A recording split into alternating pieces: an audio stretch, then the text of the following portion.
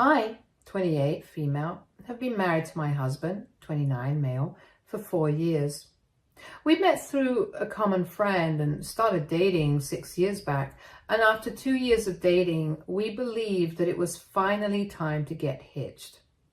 A little over a year ago, I found out that I was pregnant, and 4 months back, I gave birth to my daughter. Everything was perfect. Our families got along well, and my in-laws seemed to really like me too.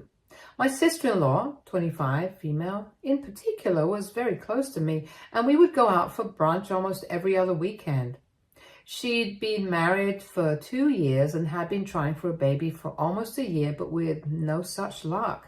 So when my husband and I got pregnant without even intending to, she got herself checked and found out that she was infertile. We felt terrible for her and tried to be low-key about the baby and the pregnancy whenever we were around her. But it was she who would take an interest in it. She told me that she was happy for me and her brother, so we didn't need to downplay our excitement around her, as that would only make her feel guilty. Her husband was very supportive of her throughout, and so were we, because she'd always been a sweet person. And it sucked that she wouldn't get to experience pregnancy, especially when she'd been trying for so long. We tried our very best to be nice to her because she was suffering, and she seemed to be okay with us as well. I've been staying at home with our daughter since I'm on maternity leave, but my husband's company unfortunately does not offer paternity leave, so he still has to go out for work. It's difficult to do everything by myself, so I've been looking into nannies because I thought it'd be a good idea to start phasing my daughter into it for when I eventually have to go back to work. In the meantime, since I haven't found a nanny yet, I sometimes used to ask for help from either my mother-in-law or my mother. If my mother wasn't available, then my mother-in-law, and vice versa. I've always had a good relationship with my mother-in-law and didn't think that inviting her to my house to watch her granddaughter for some time was nothing out of the ordinary. And my husband was okay with it too. But that was until 3 days ago, when my mother-in-law did something literally psychotic. Last week, my husband left for a business trip that he returned from only yesterday. On this particular day, I was in the shower and I left her with the baby in the living room. But when I was done showering and came out to check on my daughter, I realized that the house was empty and my mother-in-law was nowhere to be seen. Neither was my daughter. So in a state of panic, I called her up to ask if they'd gone out for a walk, but she declined my call and instead sent me a text saying that she decided to take my baby away so that the more deserving woman could have a baby instead, referring to my sister-in-law. The message also stated that she didn't believe I was competent enough to be a mother in the first place, and that the universe had probably made a mistake by letting me get pregnant and making my sister-in-law infertile. But she was going to correct that mistake now herself. She said that I was no good of a mother. So she was giving away my daughter to her daughter because apparently she deserved a baby more than I did. I was livid that she'd done such a thing and instantly called the police to report what had just happened. I still remember literally shivering even though it was summer because I was terrified of what would become of my daughter, and I kept kicking myself for letting my mother-in-law watch her. I told the cops to get to my sister-in-law's house directly because that's where I suspected my daughter would be, and even drove myself there, but we didn't find either of them. Then we decided to go to my mother-in-law's house, where I found my father-in-law looking absolutely lost when he saw the police car behind me. I tried to explain the situation to him as quickly as I could and asked him if he knew anything that could help us locate them. Luckily, my father-in-law came to the rescue and told me that he had overheard his wife speaking to his daughter on the phone about a hotel nearby, but she had refused to elaborate when he'd asked her about it. He hadn't thought much of it at the time, but when we asked him, he recollected the name of the hotel and even led us there. And we found my mother-in-law and sister-in-law hiding out there with my baby. They were screaming and cursing at me, even as they were being placed under arrest, and it was insane to think that I'd ever let these women into my life and my home. I don't know what their plan was, probably to hide out in the hotel for a few days and then leave. I don't care anymore, either. All that matters to me is that I have my daughter back. I was really glad that my father-in-law chose to help me despite being well aware of the repercussions. He knew that his wife and daughter would definitely be facing time for what they did because it was literally kidnapping, but he chose to help me and lead me to the hotel. He could have withheld that information if he wanted to save his wife and daughter, but he didn't, and I'm so incredibly thankful for it. I called my husband up immediately after I got my daughter back, drove home, and told him what had happened. I didn't spare any details, and after I was done, he was silent for a while and then told me that he'd talk to me once he came back home and would take the next available flight. But due to a storm, he wasn't able to come back until yesterday. I did think his reaction was really weird, but didn't say much since it was, after all, his mother and sister who had done something so horrible. And of course, he needed time to process things. But yesterday, he came back home and he was really quiet the entire time. Finally, not being able to take it anymore, I ended up asking him if he had anything to say at all about what happened. I just couldn't tolerate the silence any longer. And I guess I shouldn't have asked at all because he told me that the first thing he did after his flight landed here was that he went to the prison that his mother and sister were being held in, awaiting trial. He told me that he was devastated after he'd spoken to his mother and couldn't even bring himself to believe that something of that sort had happened. His mother had been sobbing while explaining to him that whatever she and her daughter had done was out of grief and they regretted it.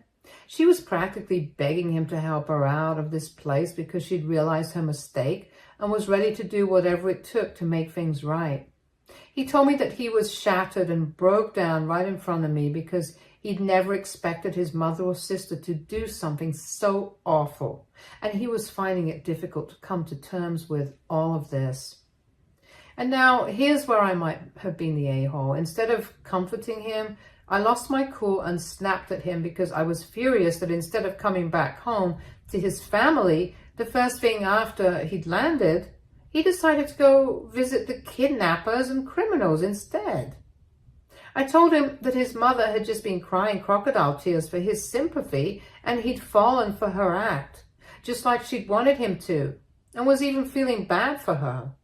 I told him that if he wanted to sympathize with his mother and sister, then he was welcome to do that. But he shouldn't tell me about it and expect me to feel sorry for him when it was actually me who had gone through the most traumatic experience of my life when he was not there. But instead of checking on me, asking how I was doing, he'd visited his mother to check on her instead, and now was crying about what they were going through instead of showing concern for his wife and daughter. I must have yelled at him for about half an hour, and he just kept looking at me without a word, waiting for me to be done. Once I was done screaming at him, he finally spoke and told me that the reason he didn't come back home straight from the airport was because he already knew that we were fine at home. The reason he visited his mother and sister first was because he himself had been going through a lot while he was stuck in another city when his family was going through something like this, but even I didn't seem to care about how he'd been feeling. He told me that he'd felt helpless since he couldn't come back on time and be there for us, but I didn't ask him about it either, and even right now, when he was trying to share his feelings with me, I was screaming at him and invalidating them. I felt horrible that I'd let these women enter my home and be a part of my and my daughter's life because I thought that I knew them since they'd been a part of my life for a couple of years. And then he told me to think for a second about how betrayed and lost he was feeling, now that his own family and people he'd known his entire life had chosen to put me and his daughter through something so unimaginable. He did apologize for not visiting us first and being insensitive, But he also wanted me to apologize for whatever I said and making him feel worse about everything. I was really angry, so I told him that I wasn't sorry for anything that I said and doubled down on it. I told him that his mother had manipulated him into thinking that she was actually sorry for what she did with her fake tears, and he was falling for it too. He tried to tell me that that wasn't the truth, and this fight wasn't even about what his mother did, but about the way the two of us had failed to think of the other person first and were only thinking about our own feelings. But at the time, I was just too furious to see his point. So I refused to apologize and kept insisting that he was in the wrong. This went on for a while until my daughter woke up because of all the fighting, and he left the room to attend to her. He didn't come back out to the living room where we'd been, and I guessed that he must have lied down in the bedroom instead after he'd put our daughter to sleep. So I chose to sleep on the couch out of spite, and around midnight, an hour after our big fight, he came by to ask me not to sleep on the couch and come sleep on the bed because I had some trouble with my back. But I told him that I was fine sleeping here, again out of spite. He even offered to let me switch places, but I refused, and eventually he gave up. I could hear him crying till really late at night in the bedroom because the couch was really close to our bedroom door, and I kept feeling awful about what had happened, but I also didn't want to apologize either.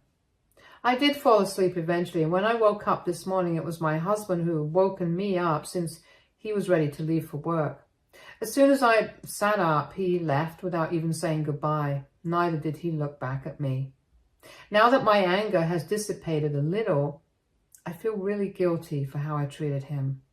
I'm very hormonal right now, and the smallest of things are enough to push me off the edge. And what happened with my mother-in-law and sister-in-law was something really big. So needless to say, I'm very overly emotional, but I also do see my husband's point now. I just tried to think about how I'd have felt if I was in his place, stuck in another city when I got to know that my own mother and sister tried to kidnap my baby. I wouldn't know how to act either. I'm still miffed that he chose to visit his mother before us, but he did apologize for that. I honestly don't know if what he did was acceptable or if I overreacted, and I need to know if I should apologize for how I behaved because I'm afraid that I really did hurt him. So AITA for yelling at my husband for going to visit his mother and sister in prison before coming back home to his own family. Update 1. So I decided to apologize for reacting the way I did. Like most people believed here, both of us were wrong. His decision to visit his mother and sister first was wrong.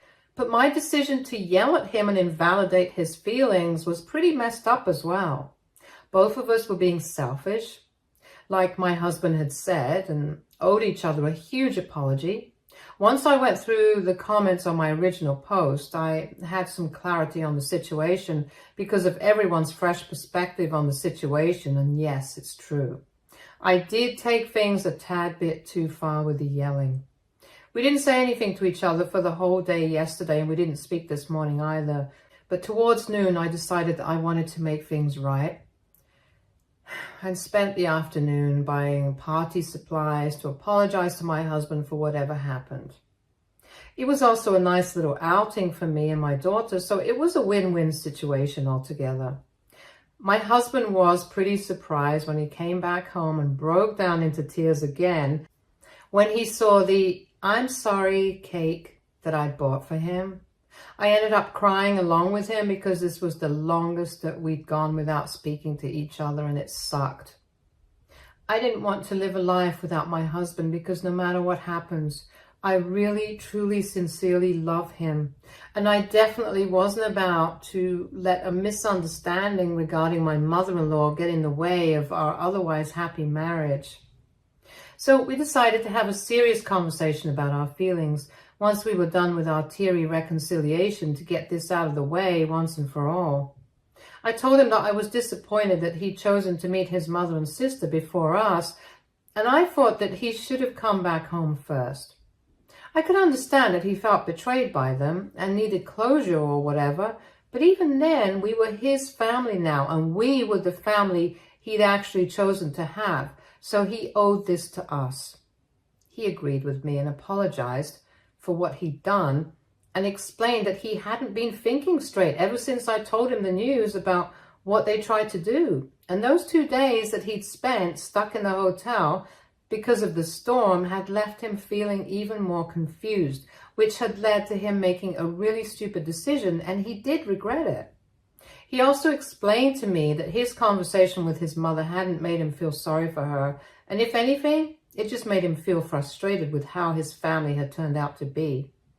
He'd been very upset that I'd accused him of letting his mother manipulate him with her tears, because for him, nothing came above the safety and well-being of his family, and he'd never compromise on that, not even for his own mother's sake. And he felt disappointed that I'd started yelling at him when he was at his lowest instead of trying to understand where he was coming from, and then made matters worse by refusing to acknowledge my behavior.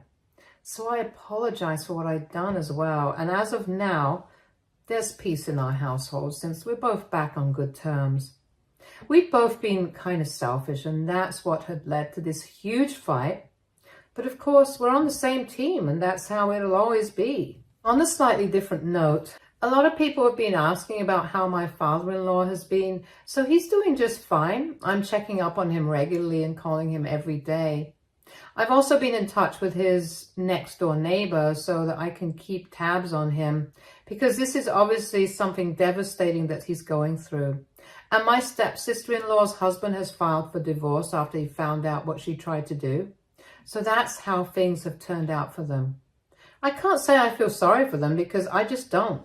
They deserve every bit of this, and I'm glad it's happening to them now. Update 2. Hi everyone. It's been 2 weeks since my last update, and things have been pretty smooth sailing for my husband and me since then. He's switched to working from home, and we have put the whole nanny idea on hold for now because neither of us is willing to leave our baby alone with anyone other than each other right now. I'm feeling very paranoid and edgy still, so I think right now working from home is our best bet. We've also been visiting our father-in-law regularly to check on him. I won't say he's doing well because he seems really distressed and upset all the time, but that's only natural given the circumstances. I feel really bad for him because had it not been for his help, I might not have been able to find my daughter on time. We also haven't been able to speak to my sister-in-law's husband since he's gone completely MIA after he announced his decision to file for divorce. And we've tried to get in touch with him several times, but have only been met with silence. It's slightly worrying, but we're trying our best to keep in touch with everyone who's been affected by this. My mother-in-law and sister-in-law are still imprisoned and awaiting trial, but none of us have been to see them yet. Of course, I'm not going to see them at all because what they did was really unforgivable in my opinion. And I prefer for my husband to not visit them either. But if he chooses to go see them, then, well, I don't know how I'd feel about that. Things have been smooth sailing for us at home, but there are still a lot of things that are unsaid, and sometimes I do find my husband looking off into the distance, sadly. I worry that he's having a hard time processing this incident, and he's tried to push it further down so that he doesn't have to think about it. My husband is not a very emotional man, and that time 2 weeks back when we were fighting was probably the most emotional he'd shown. But in general, he has a tendency to just keep bottling things up until eventually he has a breakdown over something trivial. It's happened a couple of times before, and every time it does, he's an emotional wreck for the next few days. I've tried to push him to seek help for it and learn how to deal with his emotions, but he insists that he's fine. I just don't want him to suppress his feelings this time around as well, because what has happened is pretty significant to say the least. And if he has a breakdown over this, then it definitely won't be a small one, or one that he'd be easily able to move on from. I want to talk to him about how he's feeling, and I've tried, but he dismisses it, saying that he'll be fine. But I know him, and I know he won't be fine. I need a way to talk to him about this without being insensitive. So any advice about how to deal with this is welcome. Update 3. Okay, I took the advice that most people here had and decided to just rip off the Band-Aid. I couldn't afford to let him spiral and suffocate by himself, and I absolutely needed to talk to him before his mental health got worse. So last night, after we put our daughter to sleep, I decided to confront him and talk to him about how he'd been feeling. He couldn't just keep running away from his feelings and keep hoping that he'd be able to leave them behind somehow. He was resistant at first and tried to dismiss my concerns yet again, but I told him that he needed to talk to me and verbalize his emotions, or else he'd be trapped in his own head, and that's as unhealthy as it gets. He went quiet for a while, and I waited for him patiently to start talking. About 3 minutes and a few deep breaths later, he told me that he'd been feeling numb for the past few weeks.